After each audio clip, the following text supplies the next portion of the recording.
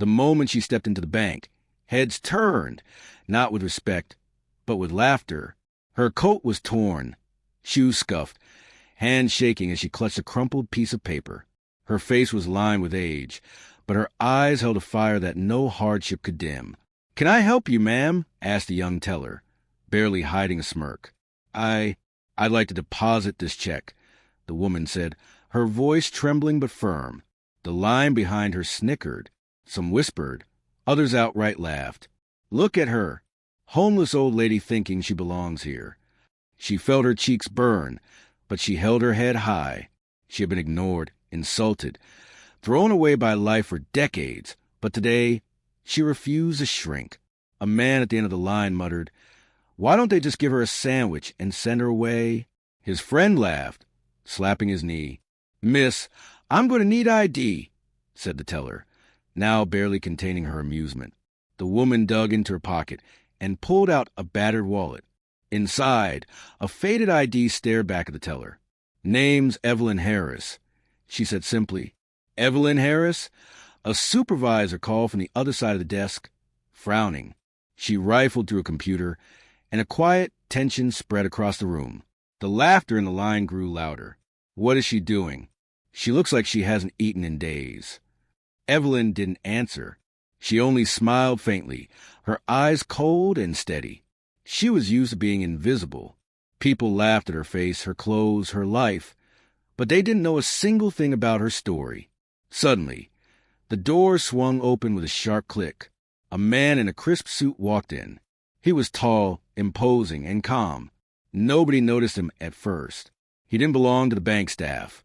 He carried no briefcase, no ID, but he had that aura of command that made people instinctively step back. Evelyn glanced at him. Something about him felt familiar, but she didn't speak. The young teller waved her hand dismissively. "I'm sorry, ma'am, but I can't." "Let her finish her deposit," the man said, his voice calm but slicing through the chatter like a knife. Everyone froze. All eyes turned to him. His gaze swept the room. And then, for reasons they could not explain, even the laughter seemed to die. "Who are you?" someone whispered. He smiled faintly. "Just a concerned observer," he said. Evelyn's hand shook slightly as she handed over the check. It was not just any check. It was her last attempt to claim what had been stolen from her, what she had worked her whole life for. A lifetime of unpaid wages, of being dismissed and overlooked. And now, it was in the hands of a teller who didn't believe she belonged here. The teller examined the check, frowned, then looked up at Evelyn with a smirk that faltered for just a moment. "Everything seems fine. Are you sure?" "Deposit it," Evelyn said, voice stronger than before. Her eyes met the stranger's across the room, and she felt a quiet reassurance. Someone knew. Someone saw. The line behind her tittered again, but this time, unease threaded through the laughter. The man in the suit approached the counter. He glanced at Evelyn, then at the teller. "Is everything clear here?" he asked, voice gentle but firm. The teller swallowed, unsure. "Yes, sir." Evelyn's heart raced. Something was about to happen. She could feel it in her bones. The laughter had stopped, replaced by tense anticipation. Then, without warning, the stranger leaned slightly toward Evelyn and whispered, just loud enough for her to hear, "Don't be afraid. They'll pay attention now." Evelyn's breath caught. She nodded ever so slightly. She had no idea what was coming, but she could feel that her life, the life she had been denied, was about to change forever. And just as the teller pressed enter on the computer to finalize the deposit, a sudden click sounded from the back doors of the bank, like the world itself had shifted. Every eye in the room turned, hearts pounding, because standing there, in plain view but unnoticed, was someone no one had expected, someone who could make the whole room regret everything. The man in the suit walked slowly toward the counter, his polished shoes making soft clicks against the marble floor. Every step made the room quieter. Even the chatter in the line had stopped. Evelyn felt her pulse quicken. She didn't know who he was, but something about him made the air feel heavy. He was calm, quiet, yet commanding, the kind of presence that made people notice, whether they wanted to or not. The teller glanced nervously between Evelyn and the man. Sir, can I help you? She asked. Her voice was shaky now. The man leaned slightly closer to her. You've been laughing at a customer, he said quietly, almost like a warning. You think someone's appearance decides their worth. The teller's cheeks turned red. It's just, she looks homeless. Exactly, the man interrupted. His eyes, sharp and piercing, met hers. And that's exactly why you should have treated her with respect. Now, what are you going to do about it? Evelyn's breath caught. She had seen this look before, not often, but in powerful people. The look of someone who could change the rules. Someone who could bend the world to make things right. The teller swallowed hard. Her fingers trembled as she typed on the computer, pressing keys as if the machine itself would protect her from the anger in the stranger's eyes. I processed the check, ma'am, she said, finally turned to Evelyn. Evelyn nodded politely, keeping her hands folded in front of her. She didn't need to speak. Actions mattered more than words. But the people in line, who had been laughing just moments ago, were not so quiet anymore. Whispers rippled like waves. Who is that man? Why is he scaring everyone? Why is he helping her? Evelyn didn't answer. She ignored them. She had learned long ago that people laughed at weakness, but strength demanded silence, patience, and focus. The man in the suit moved closer to her now. He leaned just slightly and said, You've waited a long time, haven't you? Evelyn's lips quivered, and she looked down. Too long, she admitted softly. Her voice was barely audible, yet it carried decades of pain, disappointment, and struggle. He nodded slowly. Good. Then you'll see today that the world can still change. People can still pay attention when they should have long ago. Evelyn felt a shiver run down her spine. She wasn't sure if it was fear or hope or both. At that moment, a security guard appeared, stepping out from the corner with a confused look. So everything okay here? He asked, eyeing the man in the suit. The man looked at him calmly, and then at the teller. Everything is fine, he said, but make sure this woman is treated with the respect she deserves. The guard hesitated. Of course, sir. As the guard nodded and left, Evelyn noticed something unusual. People in the bank, even those who had laughed at her, now looked uneasy. The energy in the room had shifted. What had been ridicule just moments ago now felt like fear or maybe guilt. One of the men in line, the one who had called her a homeless old lady, tried to laugh nervously. Sorry, ma'am, he said, rubbing the back of his neck. I didn't mean it was just... Evelyn looked at him, not with anger, but with quiet dignity. It's okay, she said. Her voice was steady. You don't know my story. But one day, you'll learn that judging someone by their appearance is always a mistake. The line went silent. Even the teller's fingers paused over the keyboard. Nobody knew what to say. Then the man in the suit straightened, his hands behind his back. She is Evelyn Harris, he announced, his voice firm and clear, and she has every right to be here. Every right. The words hit the room like a hammer. People exchanged confused glances. Evelyn Harris? The teller whispered. That name, I think I've heard before. The man smiled faintly. You have. She has been ignored, dismissed, and laughed at for far too long. Today, that ends. Evelyn's eyes filled with tears, but she blinked them back. She didn't want pity. She wanted justice. And in this moment, she could feel it coming. The man in the suit reached into his pocket and pulled out a small card. He handed it to the teller. Call the bank manager. Now. Minutes later, the manager arrived, a stern-looking woman who clearly thought she ran the place. She stopped short when she saw Evelyn and the man beside her. What's happening here? She asked, her voice sharp, uncertain. This woman is a customer, the man said calmly, and she deserves full respect. Ensure that happens.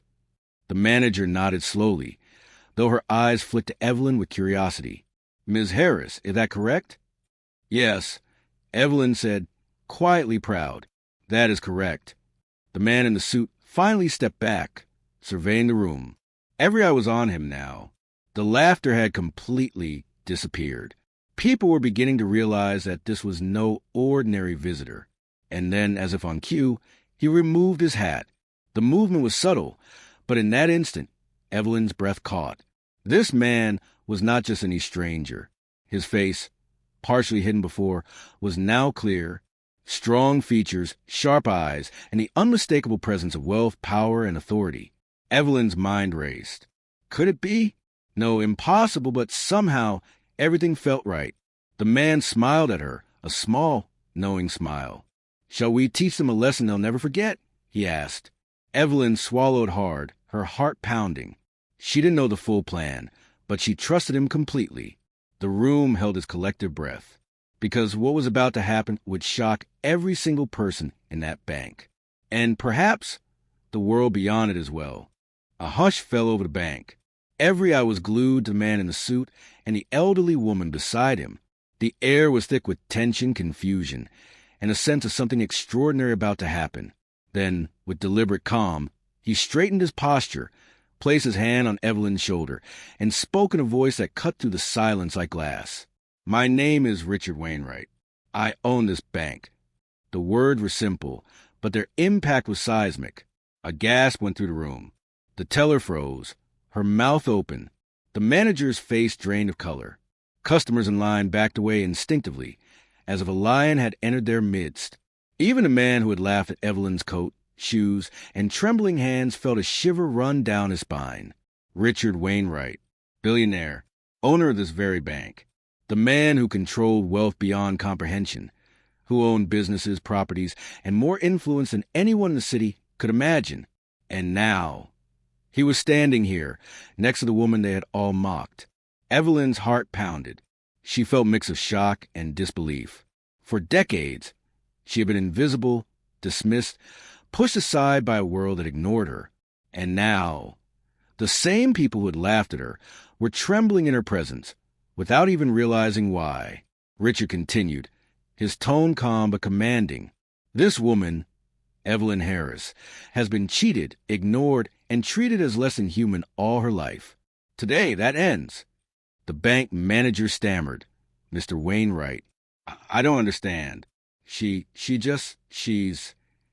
is a human being," Richard interrupted, sharp but controlled. "A person who deserves dignity and respect. And you," he said, turning to the teller who had laughed, "have failed to provide even the most basic courtesy." The teller's face burned with shame. She opened her mouth to reply, but no words came. Richard gestured toward Evelyn. "Go ahead, ma'am. Say your piece. Tell them what they refuse to see." Evelyn inhaled deeply. Her voice was soft, trembling at first, but it grew stronger with each word. "For years, I've been invisible. People laughed at me, insulted me, ignored me. I worked my entire life, gave everything I had, and still, I was treated as worthless. And now, after all that time, I'm finally being seen. Not for my appearance, not for my poverty, but for who I am and what I deserve." Tears welled in her eyes.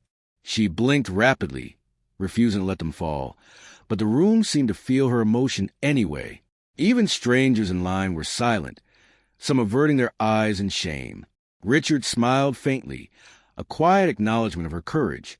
"And now," he said, "you will be recognized, respected, and compensated for what you were owed, not just by this bank, but by everyone who doubted you." He reached into his pocket again and pulled out a small envelope, placing it gently in Evelyn's hands. She opened it slowly, her hands shaking. Inside was a check. Not a small amount, not charity, but the full sum of money owed to her, accumulated with interest, along with a personal note from Richard himself. Evelyn's breath caught. The numbers on the check were life-changing, enough to secure her future, to live with dignity, and to show the world that she was no longer invisible. The bank erupted in murmurs. "Is that real? Who is she? I can't believe it." Richard raised his hand. "Silence. Let her speak." Evelyn stood taller, her back straight despite years of hardship. "This isn't just about money," she said, her voice clear and unwavering. "It's about respect, about justice. You laughed at me because you saw only what I appeared to be, but you never looked deeper. You never asked, never tried to understand, never gave me the chance to prove my worth." The room was still. Even the youngest teller, who had barely been born when Evelyn first began her struggle, felt a heavy weight in her chest. Richard nodded toward Evelyn. And now you know, everyone, appearances deceive. Strength, dignity, and value are not measured by clothes, age, or wealth. This woman is a testament to that truth. Evelyn's lips trembled, and a tear finally slipped down her cheek. But it wasn't sorrow, it was triumph. She had endured ridicule, humiliation, and years of being overlooked. And now she stood victorious. The man who had mocked her earlier stepped forward, voice small and shaky. I didn't know. Richard's gaze met his. Now you do, he said quietly. And remember it. A few other people muttered apologies, some barely audible. Evelyn nodded once, acknowledging their words, but she did not need them. Her victory was not in their recognition. It was in her own strength, her own dignity, her own survival. And then, just as the room began to settle, Richard leaned slightly toward Evelyn, whispering again, just for her ears, "This is only the beginning. You've waited long enough. The world owes you more than this day, and I will make sure it sees you for who you truly are." Evelyn's heart skipped. She didn't know what he meant entirely, but she trusted him.